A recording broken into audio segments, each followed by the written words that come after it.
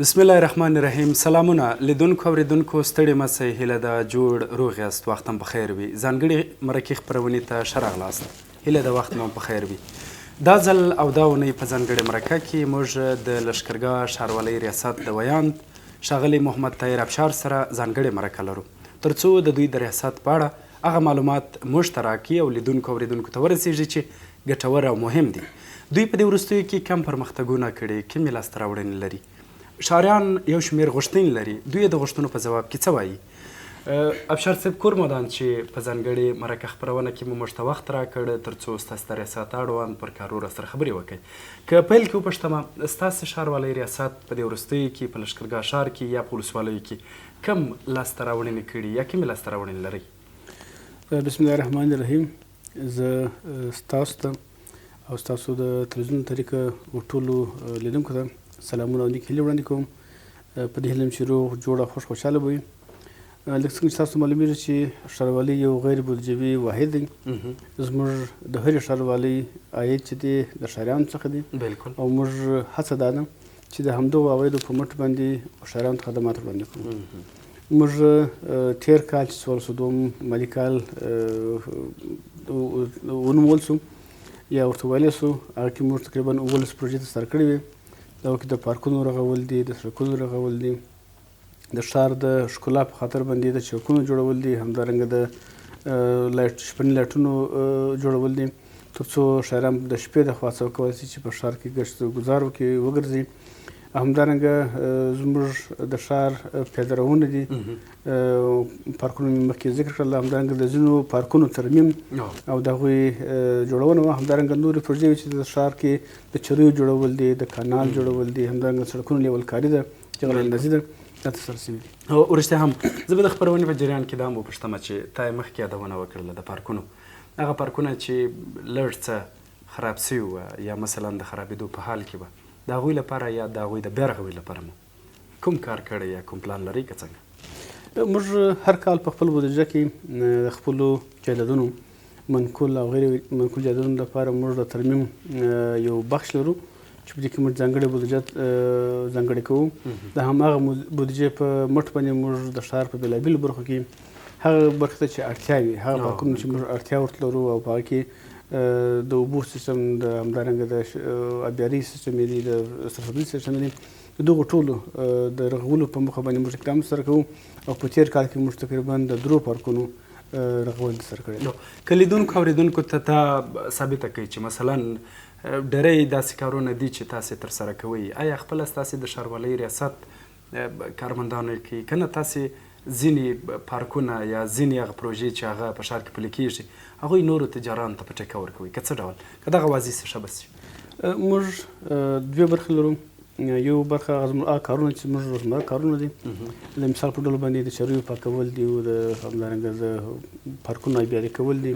د پارکونو ځینې هغه جزئي کارونه دي هغه ترسره کول دي. دا موږ په خپل پرسنل باندې کوو، ځکه چې د هغه که چیرې موږ په قرارداد ورکړو یا دغه اجنه ډېرېږي، لګښت ډېرېږي، نو موږ هڅه کوو چې په خپل کارمندانو باندې په کم لګښت باندې کار ترسره کوو. او ځینې پروژې چې موږ په ښار کې پلي کوو هغه د تدارکاتو د قانونو مطابق موږ اعلان ورکوو چې تقریبا 1 ورځې په اعلان کې وي. هغه څخه وروسته بیا پرکشایي کېږي، د پرکشایي څخه وروسته ارزیابي کمیسیون ته وړاندې کېږي. ارزیابي کمیسیون بیا د پروژې او همدارنګه د قراردادي اسناد ډاکومنټس ټوله څېړي. دغه څخه وروسته که چیرې پروژه ګټونکی شرکت یا شخص هغه د دې قابل و چې دا پروژه د مخ ته یوسي، اسناد هر څه تکمیل و، دغه څخه وروسته بیا موږ ته راستول کېږي د دولت مقام لخوا څخه چې دې سره تاسو قرارداد وکړي. کله چې قرارداد موږ سره کوو، دغه وروسته بیا موږ دغه د قرارداد څخه مخکې موږ د شرکت په هکله باندې موږ یو اعلان کوو چې آیا دا شرکت خو به څوک یا دې به قرضدار نه یا کوم بله خبره خو به نه وي سره، یا که څوک ته دغه په کم لګښت باندې کوي هم کولی شي چې موږ سره رابطه وکړي. هغه مراحل چې ترسره شول، دغه څخه وروسته بیا موږ قرارداد ته ځای په نښه کوو، د BQ مطابق د خپل پروژه پلي کوي او په ټاکلي وخت کې موږ د یو پروژې تسلیموو. بالکل همداسې ده. که راسم دې برخې ته چې یو شمېر نوي کاروبارونه چې هغه واړه او غټ دي په ښار کې تازه پیل سوي یا خلکو زړه ورته ښه کړی، پانګونه یې کړې،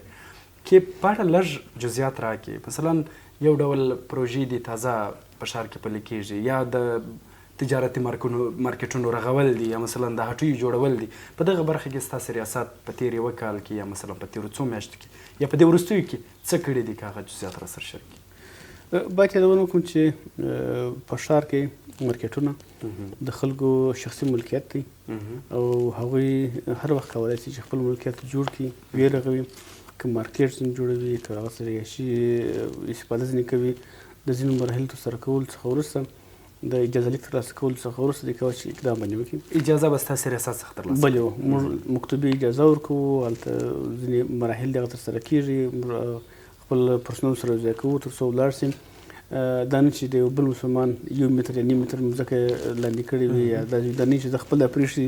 مځکه اضافه نیول یا کمه نیولې. نو په همدې اساس باندې موږ د انجینري ټیم ورسره ځي، هغه ټوله ساحه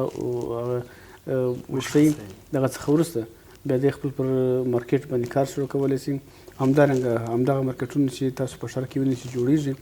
او نوي رغول کېږي، د ښار ښکلات هم نوې بڼول کړې ده. همدارنګه د کاروبارانو دپاره یو ښه مرکزونه هم جوړ کړي دي چې هر کاروبار کولی شي چې په مناسب ځای کې په ښه چوکاټ کې ولویږي او هلته خپل دوکانداري وکړي. مخکې تاسو لیدله چې ډېری ښاریانو به هڅه کول چې پر پیادرونو باندې توکي خرڅ کړي، یا همدارنګه پیادرونو باندې کچ کښي دلته توکي خرڅ کړي. اوس انشاءالله د دغه مارکیټونو په جوړولو سره به دغه فرهنګ نور کمیږي او انشاءالله ټولو به په دوکانونو کې خپل دوکانونه نیسي او خپل کاروبار وکړي.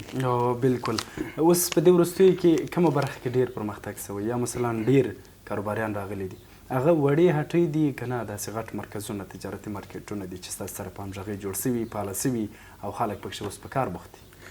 طبعا کله چې یو مارکیټ جوړیږي، زموږ د معلومات له مخې کله چې هغه تعداد شروع کېږي، دیوالونه پورته کېږي،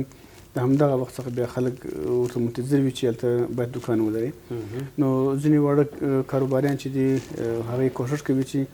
په سم موقعیت کې خپل کاروبار مخته یوسي او همدارنګه په سم موقعیت کې خپل کاروبار ته رشد ورکړي. همدغه لامل دی چې زموږ اکثره مارکیټونه چې نوي جوړیږي د ښار په منځ کې هغه ټول ډک دي او کاروبار پکې روان دي. بالکل. تا د ښکلا د ښار د ښکلا خبره وکړه، ځکه په نوو کارونو یا نوو مارکیټونو تجارتي مارکیټونو رغولو سره طبعا ښار به هم ښکلی کېږي. چې دا خپله هغه ستاسې مربوط کارونه چې دي مثلا د دې مارکیټو اړوند، چې د هغه د صفایي برخه ده یا د چرۍ جوړولو برخه ده، هغو ته تاسو څومره پاملرنه کړې؟ که مو کړې ده هغه په کومه برخه کې؟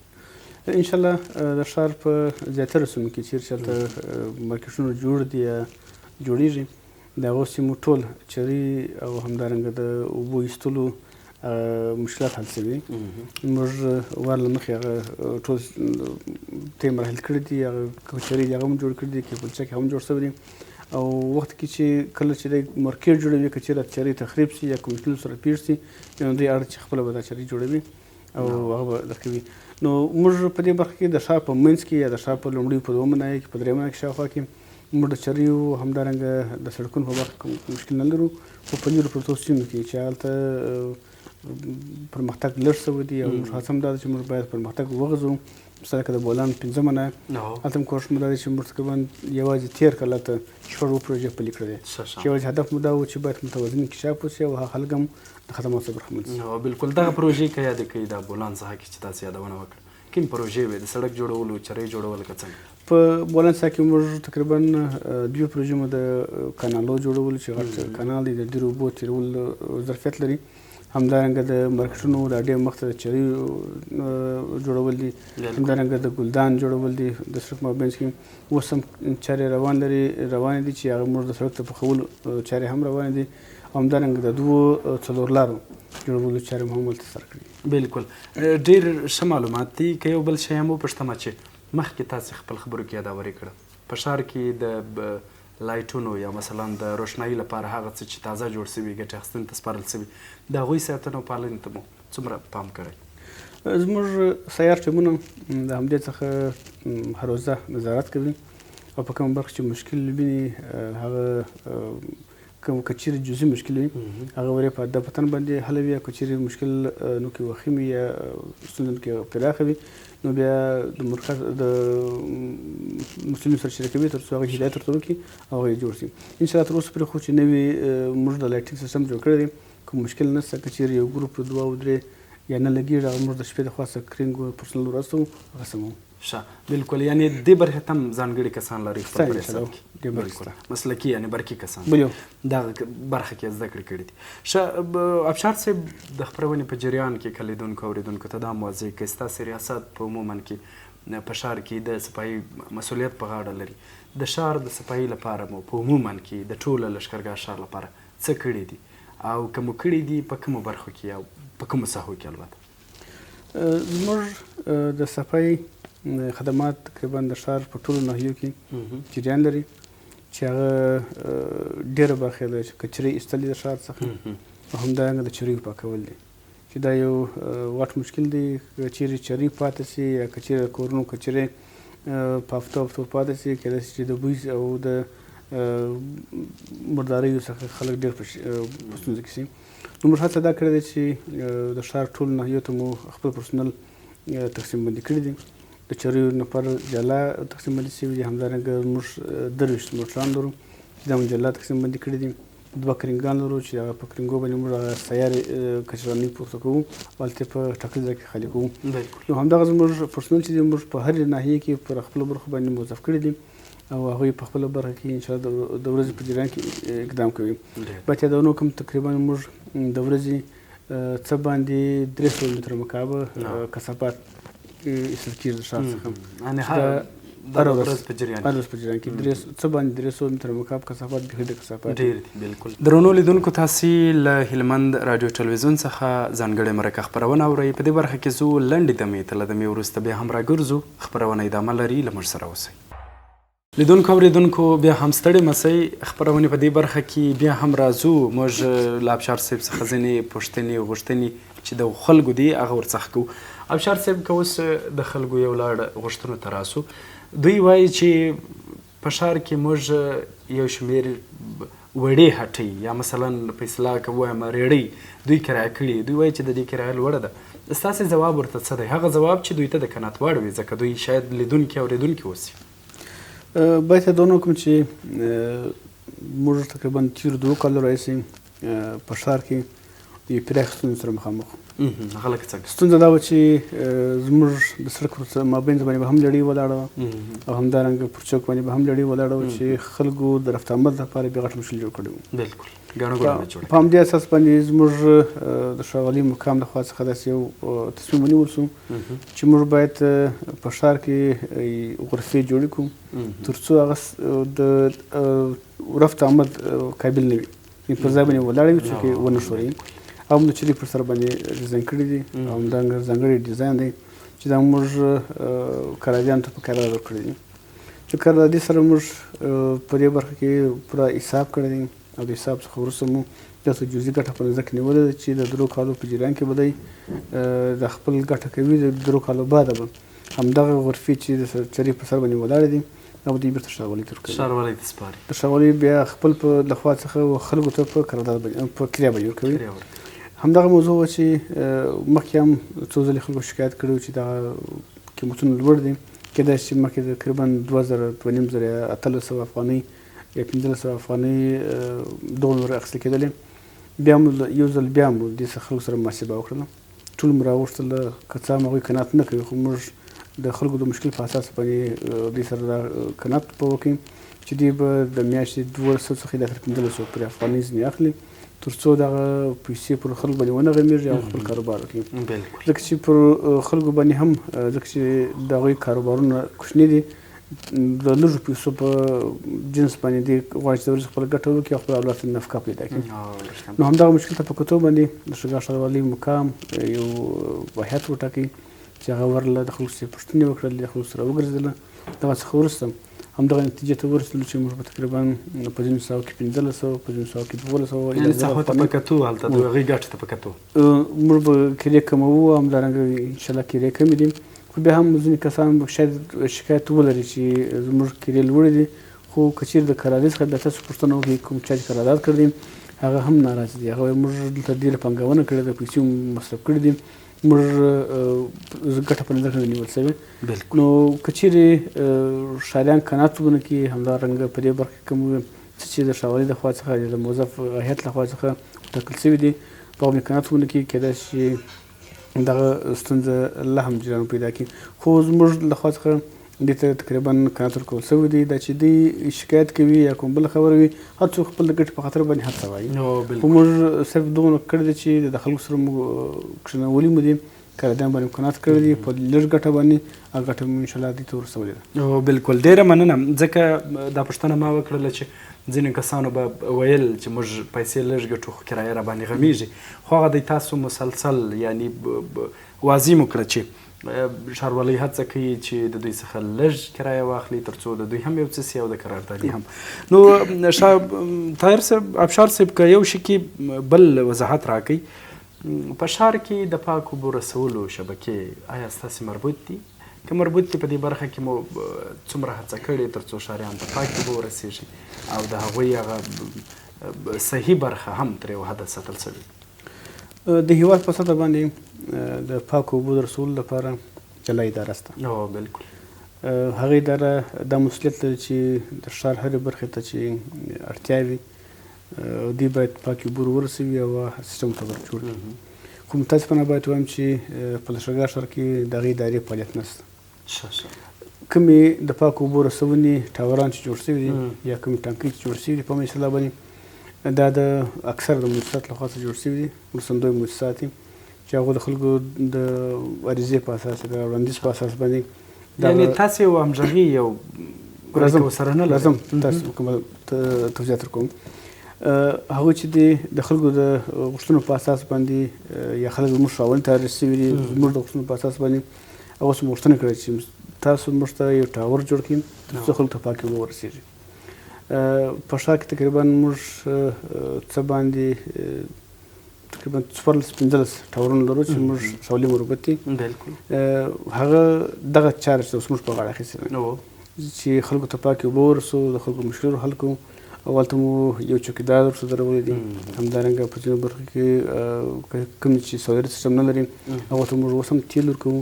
تر څو اوبه راوباسي د خلکو لپاره او خلک استفاده ځینې وکړي. اوس لپاره موږ ښاروالي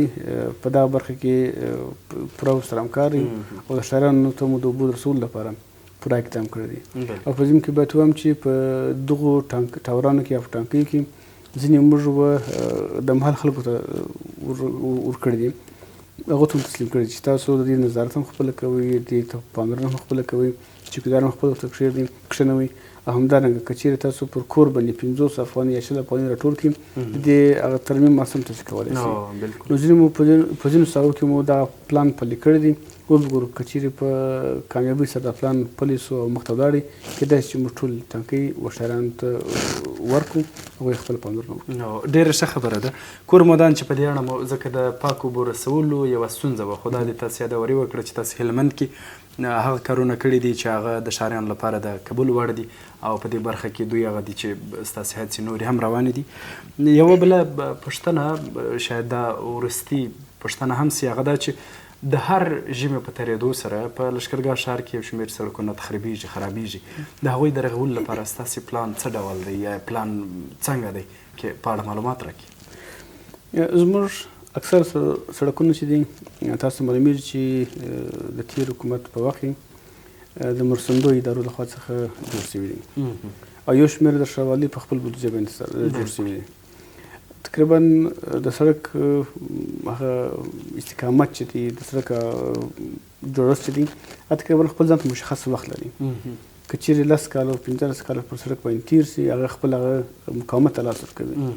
د اوبو سره چې کوم دوی مقاومت لري یا کوم بار وړونکو موټرانو سره چې کوم مقاومت لري هغه لاس ورکوي. نو طبعا کله چې مقاومت ته لاس ورکړي نو خامخا به په سړک کې ډب پیدا کېږي، پوست پیدا کېږي چې همدغه ستونزه ده چې زموږ تقریبا د 40 کالو یا د 30 کالو مخکې جوړ شوي سړکان چې تاسو ښار په مابینځ کې وینئ اکثره د دې مشکلات سره مخامخ دي. که څه موږ هر کال د سړکونو یوه اندازه برخه دغه ګیرې کوو، د هغو نه یې نیسو، خو بیا هم د کال په تېرېدو سره نور دغه نقوش پیدا کېږي. رښتیا دا په دې معنا ده چې هغه سړکونه نور د دې نه دي چې موږ دې استفاده وکړو، خو بیا هم د کومو بودیجې له امله د کومو پیسو له امله موږ هڅه کړې ده چې ټپونه یې وکړو خو مکمل سړکونه جوړولی. موږ دا وړاندیز د مؤسساتو څخه هم کړی دی او د مرکز څخه د راغلو مشرانو څخه مو هم دا غوښتنه کړې ده که چیرې موږ ته ځانګړې بودیجه راکول شي د لښکرګاه ښار د سړکونو د رغولو لپاره، دا به د ښار لپاره یو نیک اقدام یا موږ به وکولی شو چې د ښاریانو دغه ستونزه تقریبا د 15 کالو لپاره یعنې هڅه مو کړې ده یا هڅه کوئ؟ هڅه مو کړې ده، بلکل وړاندیز مو کړی دی، غوښتنه مو کړې ده. امید شته چې انشاءالله دغه وړاندیز به ومنل شي او دا کار به انشاءالله بلکل دا به د ښار لپاره ډېره ښه خبر وي او ډېر ښه خبر په دې وي چې اوس چې په سړکونو کې کمکډي دي یا مثلا د وسایطو د خرابوالي لامل کېږي د هغوی مخه به نیول سوي. په وروستیو کې ابشار صاحب که د ښاریانو څخه زموږ د خپرونې له لارې یا د راډیو ټلویزیون له لارې غوښتنه وکړئ تر څو ستاسې سره همکاره پاتې سي، تر څو ستاسې کارونه چې تاسې ترسره کوئ هغوی ښه ثابت سي، ښه پاتې سي یا ښه وبرېښي. د ښاریانو څخه مو هیله دا ده چې باید یادونه وکړم چې لښکرګاه ښاروالي خوشبختانه اوس لومړۍ درجې ښاروالۍ ته ارتقا وکړه، لومړۍ درجه سوله. نو هیله مو دا ده چې ښاریان دې په عواید ورکولو کې زموږ سره همکاري وکړي، مرسته دې وکړي تر څو موږ د اولې درجې حیثیت وساتو او موږ خپل ښار ته خدمت وړاندې کړو.